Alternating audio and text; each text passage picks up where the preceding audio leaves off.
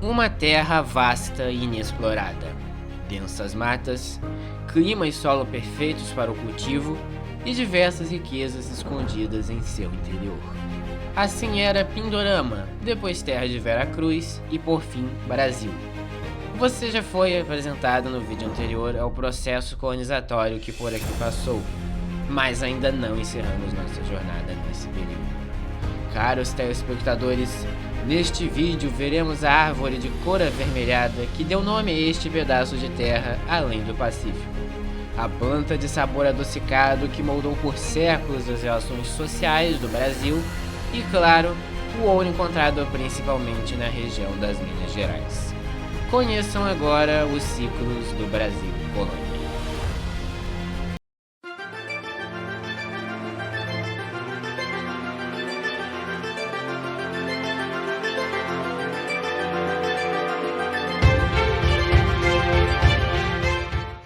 Fala pessoal, vocês estão no canal No Rumo da História e hoje vamos falar sobre os ciclos do Brasil Colônia. Meu objetivo principal com esse vídeo é dar uma amarrada em alguns conceitos que eu apresentei no vídeo anterior do Brasil Colônia. Mais especificamente o ciclo do pau-brasil, o ciclo da cana-de-açúcar e o ciclo do ouro, que são muito importantes, né? Precisam estar muito bem gravados na sua mente, na sua cabecinha, para que você consiga entender direitinho o que foi mais ou menos esse período do Brasil Colônia. Já que é aqui que nós temos a formação inicial da identidade brasileira, a formação histórica inicial do Brasil, não é? Como conhecemos hoje, a escravidão, o nome do Brasil, o próprio modo de povoamento do Brasil, né, como a população está distribuída também, tudo isso aí remonta a esse período mesmo. Então é natural que a gente precise dar um enfoque maior nessa questão de ciclos econômicos, né, do ciclo do pau-brasil, do ciclo da cana-de-açúcar e do ciclo do ouro, para que fique tudo muito bem entendido para vocês, para que a gente possa ir avançando até chegarmos basicamente na era contemporânea, no Brasil atual, enfim. Estamos entendidos? Beleza? Então vamos lá. Começando com o ciclo do pau-brasil. O ciclo do pau-brasil, então, foi um período significativo na história do Brasil, que foi basicamente o momento em que os portugueses começaram a exploração econômica por aqui, nos anos de 1500 a 1530. Nesse momento é muito importante que você entenda que o Brasil ainda não foi necessariamente colonizado, não tinha iniciado ainda esse processo. A gente chama de pré-colonial essa fase, né, de 1500 a 1530, justamente porque Portugal não tinha muito interesse nessa região nesse primeiro momento, porque eu não tinha achado nada de interessante além do pau-brasil. Naquele momento, o máximo que eles sabiam é que dava para plantar coisa aqui.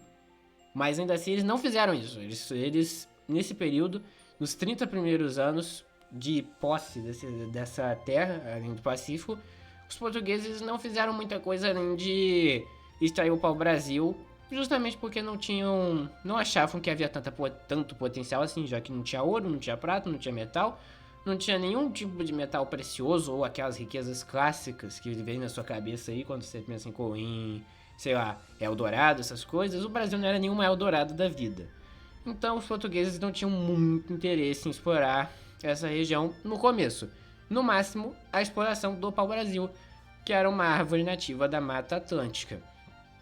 Inicialmente, os portugueses realizaram trocas com os índios para obter madeira, que era utilizada principalmente para o tingimento de tecidos. O pau-brasil servia para fazer os tiares e para tingir bastante tecido na Europa, o que o tornava ele bem valioso naquele momento, em que nós estamos começando a ter então um boom das manufaturas de tecidos. Lembra disso, não, a manufatura não é a mesma coisa que indústria. Indústria só vai se formar lá com a Revolução Industrial por volta de 1700 e pouco, no momento que você tem a manufatura, ou seja, um monte de máquinas de costura, tear também, né? Tear, que é uma coisa também bem diferente, que é máquina de costura ainda tem um motorzinho, aquela coisa toda. O tear é manual mesmo, então um monte de teares em galpões com as pessoas costurando mesmo roupas. Isso é uma manufatura. A indústria têxtil é o que você conhece hoje, confecção, a máquina de costura mesmo, com aquele motorzinho, um monte de gente em fileiras fazendo arremate, essas coisas. Então, é o que tem hoje. Antigamente era um monte de pessoa com aquele tiar mesmo, fazendo manualmente a costura de vários tipos de roupas. Então tá aí uma pequena diferença entre manufatura e indústria que você também precisa ter muito clara. Então os portugueses acabaram, para conseguir extrair esse pau-brasil, acabaram escravizando índios, que naturalmente conheciam melhor a terra do que eles, e os escravizaram para encontrar nesse pau-brasil e trazer para eles. No começo era escambo. Aí eu te dou um colar se você me disser onde tem tora de pau-brasil. Mas depois a cooperação indígena começou a ficar um pouco mais reduzida, naturalmente, porque ninguém quer ficar na mata o dia todo pegando e caçando pau-brasil. Então os índios naturalmente foram perdendo o interesse em receber produtos, em fazer escambo com os portugueses. Então a solução que os portugueses encontraram foi escravizar mesmo os indígenas para achar o pau-brasil. E isso depois acabou também sendo abolido, também porque os indígenas não eram tão fáceis assim de escravizar, eles resistiam mais. Então depois eles foram substituídos pelos africanos, mas isso é um assunto que eu falo um pouquinho mais pra frente. Enfim, para a exploração do Brasil, nós tivemos 3 grandes etapas. A de 1502, que foi a primeira expedição, a de 1503 e a de 1504. Essas 3 aí estabeleceram um processo de exploração do pau-brasil. Nós tivemos 3 grandes expedições para isso. Depois foi só pegando os restos ao longo dos anos. Ou ir repetindo o modelo que já foi implementado de 1502 a 1504. Essa madeira estava muito valorizada na Europa naquele período, o que foi um incentivo para Portugal começar a fazer uma exploração mais acentuada por aqui.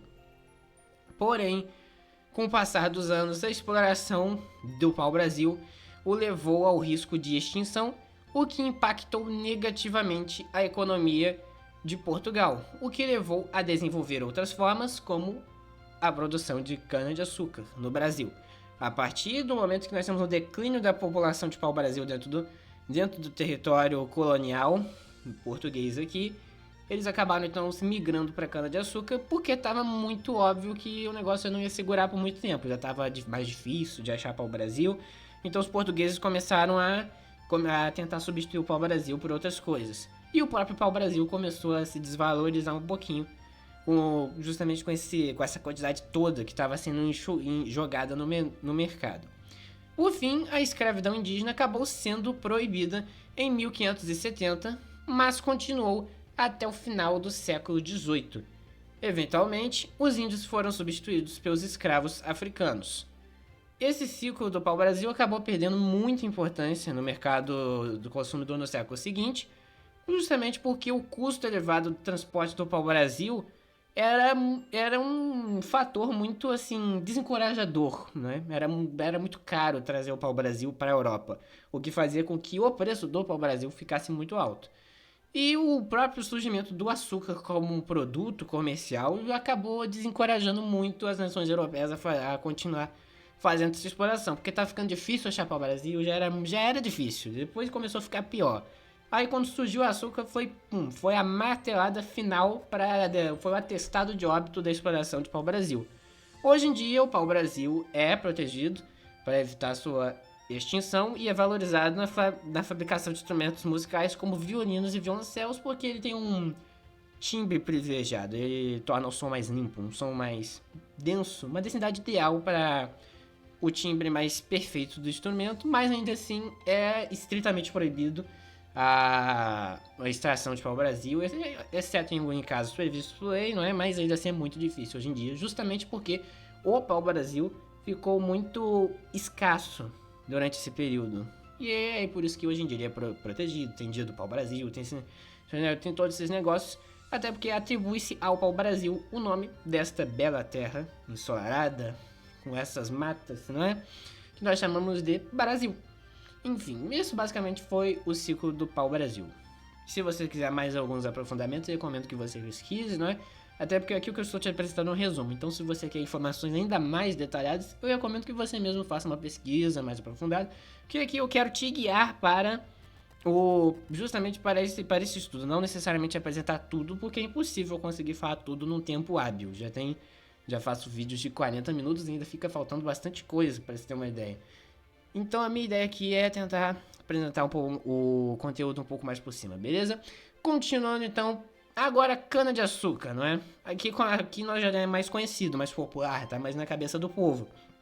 Porque o ciclo do pau-brasil, as pessoas entendem assim, pau-brasil, daí que vem o nome Brasil, pronto. Extraiu madeira e pronto. Aí você já entende. É basicamente um resumo bem grosseiro, mas é o que não está muito longe do que é característico do pau-brasil. O português veio, o português cortou a madeira, deu o nome da terra de Brasil, porque a madeira se chamava pau-brasil e pronto. Já a cana-de-açúcar as pessoas entendem mais, né? Porque tem o esquema, não, casa grande, senzala, o moedor de cana, tem o lugar onde você tem a casa de purgar, onde você aquece o açúcar e faz ele virar caldo, você faz o bolo de açúcar e depois você deixa ele cristalizando e depois bate nele para ele virar pozinho. E também começou a escravidão, depois o pelourinho, um monte de coisa que as pessoas já começam a associar aqui a cana-de-açúcar, ao ciclo da cana-de-açúcar. Porque é aqui que nós temos as transformações sociais mais profundas. Esse ciclo então começou na hora que estava acabando o ciclo do pau-brasil, 1530, quando a plantação da cana-de-açúcar foi iniciada nas capitanias hereditárias. As primeiras mudas foram trazidas da Ilha da Madeira e o primeiro engenho foi instalado na vila de São Vicente, no atual estado de São Paulo. Que, a propósito, foi provavelmente a cidade que mais, assim, entre aspas, deu certo nesse período. São Vicente e o estado de Pernambuco, capitania de Pernambuco, que deram muito certo nesse período. A produção estava altíssima, tanto de pau-brasil quanto de cana-de-açúcar, os dois estavam decolando mesmo nesse período. A cana, então, era cultivada principalmente na zona da mata. Favor não confundir com zona da mata mineira, são coisas completamente diferentes, por favor. Uma faixa litorânea que vai, onde hoje é o Rio Grande do Norte, até o recôncavo baiano, como vocês estão vendo aí na imagem. O Nordeste, principalmente, como eu disse, Pernambuco e a região da Bahia, virou o centro dessa produção. Então, a produção estava concentrada na zona da mata, mais especificamente em Pernambuco e na Bahia. A mão de obra naturalmente era escrava, principalmente. Escravizada negra africana, porque os indígenas já estavam mais, assim, caindo em desuso. Justamente por causa dessa proibição que já estava às portas, a proibição de escravidão indígena, e porque era muito difícil convencer, entre aspas, os indígenas a fazerem o serviço. Os indígenas já tinham mais esse instinto de rebelião, justamente porque eles conheciam a liberdade dessa forma, né? Porque os escravos africanos eles já vinham escravos da África. Os europeus não iam caçar eles. Eles eram já derrotados de guerras ou já nasceram escravos dentro da África e foram vendidos para europeus. Então teoricamente, só os mais velhos conheciam mesmo como era ser livre, mas eles já estavam acostumados com a ideia de escravidão, enfim. Então eles já não se rebelavam já não se rebelavam tanto assim. Óbvio que tinha rebeliões grandes de escravos, mas como é que eu posso dizer? Os indígenas naturalmente já se rebelavam praticamente desde o começo, enquanto os africanos, eles foram apresentados à escravidão, já conviviam em condições escravas na África muitas vezes, enquanto indígenas sempre foram livres, leves e soltos. Os africanos tinham uma convivência muito maior com essa realidade de escravidão já desde o seu continente. E as revoltas deles ocorriam justamente porque aqui as condições eram muito mais desumanas do que lá na África. Porque na África era a escravidão clássica. Você perdeu a guerra, agora você vai servir pra mim, mas eu vou te dar comida, vou te dar água, aquela coisa toda. Enquanto no Brasil era trabalhar, ganhar rapa da panela, se ganhar alguma coisa, e chibatada no ombro. Então, naturalmente, eles começaram a se revoltar porque as condições aqui eram um pouquinho mais precárias, sendo muito eufemístico. Portugal, então, já tinha experiência no cultivo dessa planta, né, da cana-de-açúcar, e fornecia muito açúcar, não só para eles mesmos, mas também para a Inglaterra e quase toda a Europa. O local, que vocês muito bem conhecem, onde é que era feita a cana-de-açúcar? Onde? Nos engenhos, parabéns para quem acertou, que eram unidades de produção extremamente sofisticadas para a época, onde a cana era transformada em açúcar. Não vou te detalhar aqui o processo, até porque é uma coisa assim que naturalmente não cai, naturalmente não se cobra muito. Mas era basicamente uma moenda para esmagar a cana, uma fornalha para aquecer o caldo e uma casa de purgar para cristalizar o açúcar. Basicamente isso. Tinha a senzala onde ficavam os escravos e a casa grande onde morava o senhor. Esse basicamente era o engenho, que é o nome que dá para a forma como se construíam as casas. O fim do ciclo do açúcar está principalmente associado ao quê? Às Antilhas, porque quando nós tivemos a invasão holandesa no Brasil, os holandeses vieram para cá justamente porque Portugal não estava muito afim de fazer negócio com eles, porque o comércio do açúcar foi incentivado por Portugal e pela Holanda. Os dois eram os grandes cabeças desse comércio. A Espanha não se metia tanto nisso. Ela estava mais para ouro mesmo, para extrair ouro das suas colônias e outros produtos, tecidos, enfim. Mas Portugal e Holanda estavam encabeçando esse ciclo. Acabou que com a União Ibérica, como eu falei no vídeo passado, Portugal acabou virando inimigo da Holanda. E o investimento holandês aqui no Brasil, que foi essa plantação de cana-de-açúcar, acabou que ia se perder, porque os holandeses, eles basicamente forneceram investimentos, mudas, conhecimentos técnicos na área para os portugueses plantarem as coisas aqui. Os holandeses vieram para o Brasil para ajudar no cultivo da cana-de-açúcar, para ajudar os portugueses na adaptação das plantas a esse clima, porque os holandeses já tinham uma experiência um pouquinho maior justamente por volta aí desse período. Mas com a União Ibérica, Portugal acabou tendo que romper relações com a Holanda, e a Holanda se sentiu extremamente prejudicada com isso, se sentiu tapeada, né? Falou, fui tapeada. Então resolveu que ia pegar o investimento dela de volta e pegou um pedacinho do Nordeste. Invasões holandesas, você lembra disso muito bem. No final das contas, os portugueses chutaram a bunda dos espanhóis para longe da coroa portuguesa, voltou a ser o rei português mesmo em Portugal, e eles resolveram fazer as pazes com os holandeses. Só que os holandeses estavam de mal, ficaram fazendo uma birra. Mas no final das contas conseguiram um tributo. No final das contas eles chegaram a um acordo de que o Portugal ia pagar para a Holanda.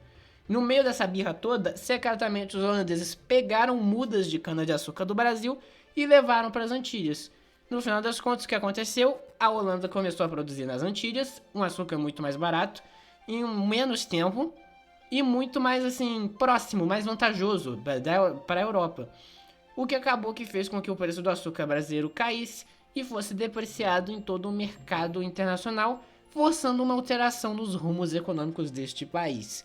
Enfim, quando finalmente a recuperação do território foi completa, o Brasil já não era mais um grande player nesse mercado de açúcar. Mas esse ciclo teve um grande legado, né? Justamente porque a produção de cana-de-açúcar no Brasil ainda é uma atividade muito importante. Tanto que a cana-de-açúcar é o produto principal para fazer cachaça, essas coisas, e é óbvio que faz muito mal para a saúde, né? Mas as pessoas acabam consumindo, acaba que é um produto muito importante para a economia do Brasil, além, claro, do açúcar, já é naturalmente produzido por aqui, o caldo de cana, enfim. Tudo isso aí ainda está muito presente na cultura brasileira. Então esse ciclo deixou um legado muito profundo, apesar de não ser mais tão relevante assim no cenário econômico, ainda tem sua relevância, mas não é o que foi antes. Já que a característica principal desse ciclo econômico não quer dizer que a cana-de-açúcar desapareceu do cenário brasileiro. Notem bem, o ciclo econômico quer dizer o quê? Por exemplo, o ciclo do pau-brasil, de 1500 a 1530, 90% da renda do Brasil na época era pau-brasil, é isso. Ciclo da cana-de-açúcar, 90% da renda do Brasil nesse período era cana-de-açúcar. Ciclo do ouro, 90% de tudo que era exportado do Brasil era ouro. Ciclo do café, 90% por aí vai. Quer dizer que era uma predominância enorme. Praticamente era só isso que tinha aqui, entre muitas aspas. E obviamente que não é mais assim, né? Obviamente que não é mais assim hoje em dia. Hoje em dia a gente tá mais para produtos agrícolas, petróleo, essas coisas.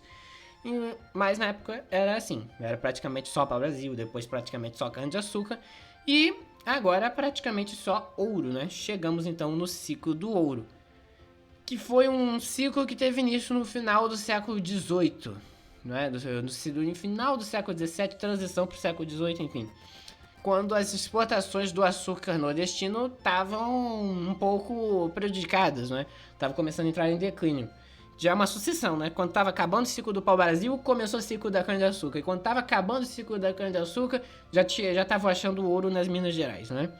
Essa descoberta de grandes quantidades de ouro acabou sendo uma esperança de enriquecimento e estabilidade econômica para os portugueses que estavam bem mal das pernas.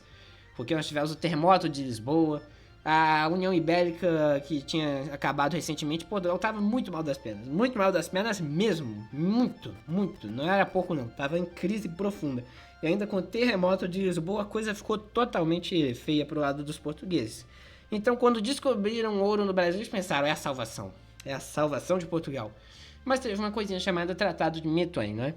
Que fez com que grande parte do ouro que foi achado por aqui no Brasil não ficasse nem com o brasileiro nem com o português, porque tudo foi parado basicamente nas mãos da Inglaterra e da França, que eram principalmente na Inglaterra, né? Principalmente na Inglaterra, grande verdade, porque o tratado que Portugal tinha com a Inglaterra, que era o tratado de pães, o tratado de tecidos e o tratado de vinhos, que era assim.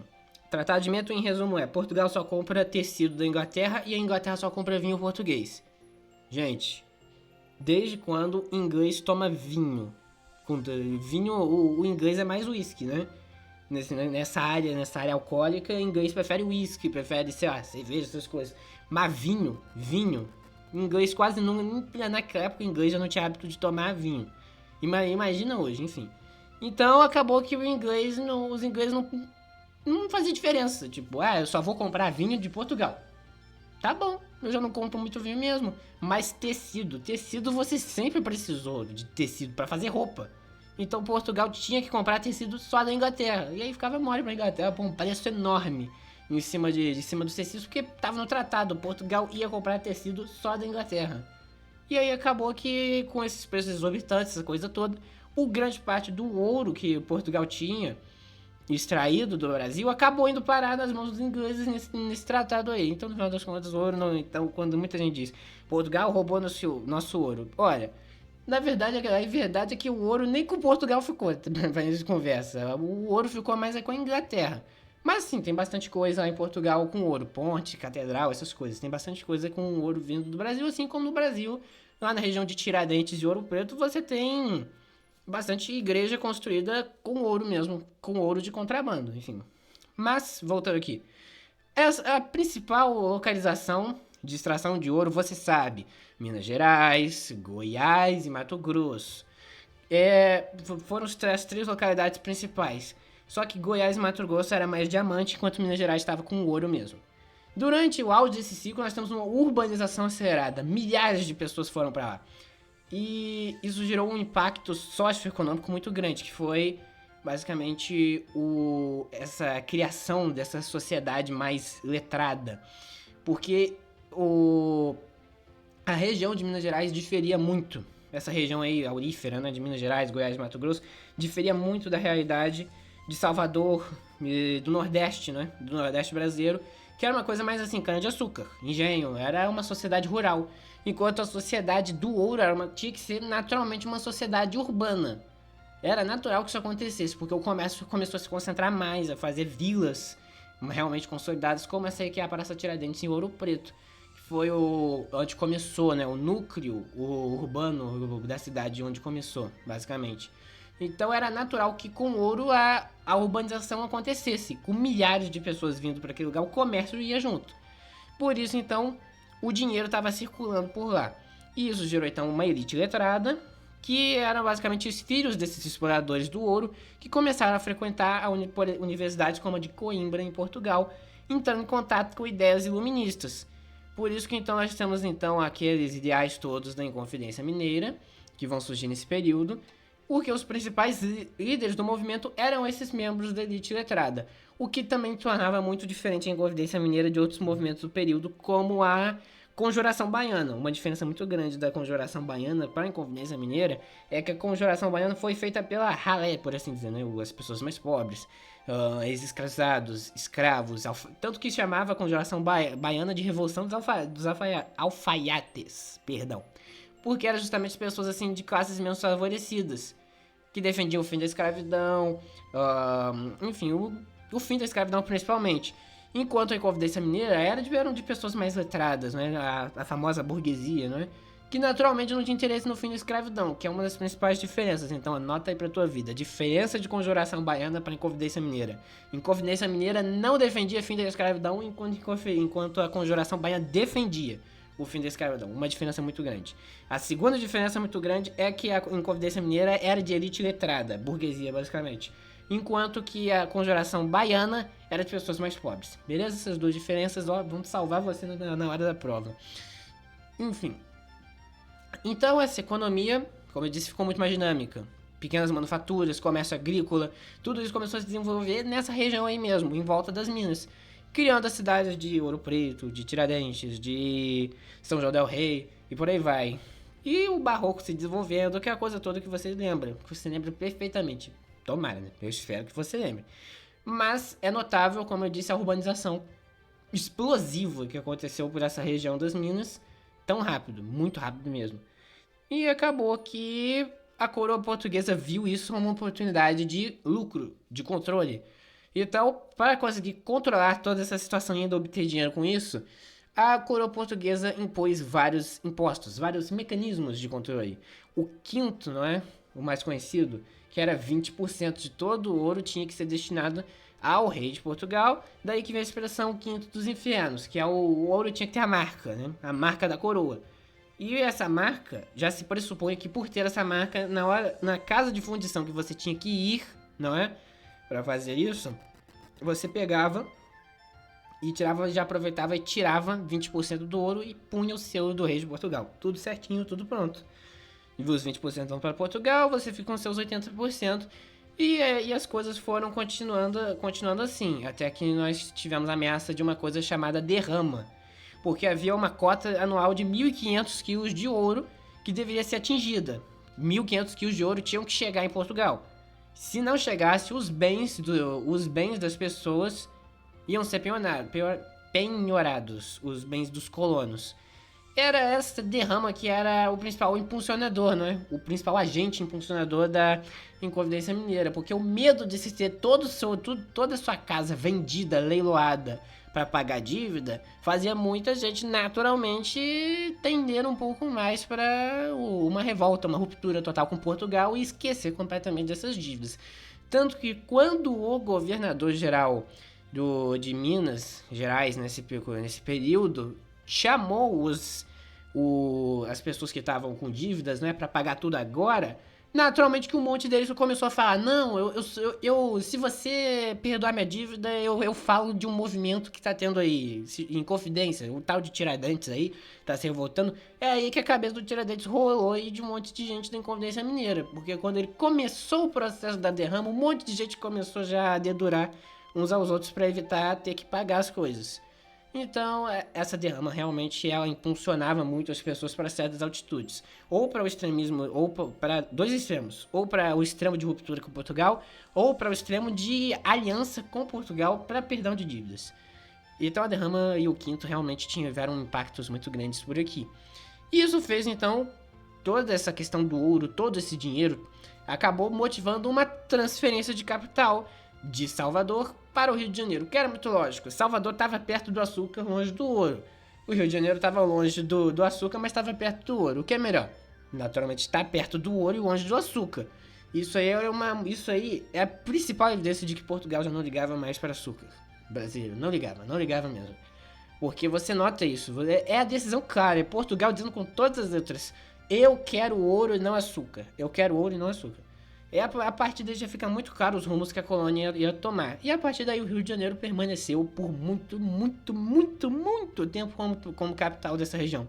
Seja como colônia, seja como império, seja como uma boa parte da república. Até a inauguração de Brasília, né? Mas, assunto para outro vídeo.